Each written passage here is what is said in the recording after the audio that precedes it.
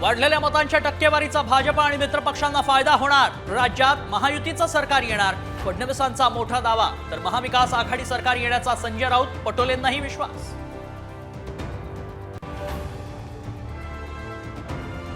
निकालाआधीच राजकीय पक्षांकडून पंचतारांकित हॉटेलमध्ये बुकिंग्स. आमदारांना सुरक्षित ठिकाणी नेण्यासाठी हेलिकॉप्टर विमानही केली सज्ज.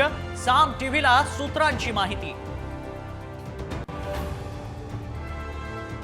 अदानींना अटक करा. 2000 कोटींचा घोटाळा करूनही अदानी मोकाट.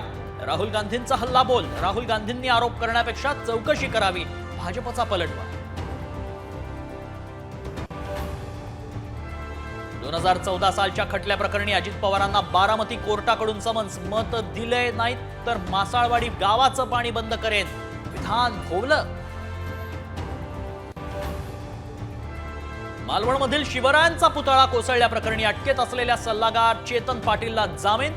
25,000च्या जात मुचलक्यावर मुंबई उच्च न्यायालयाकडून जामीन.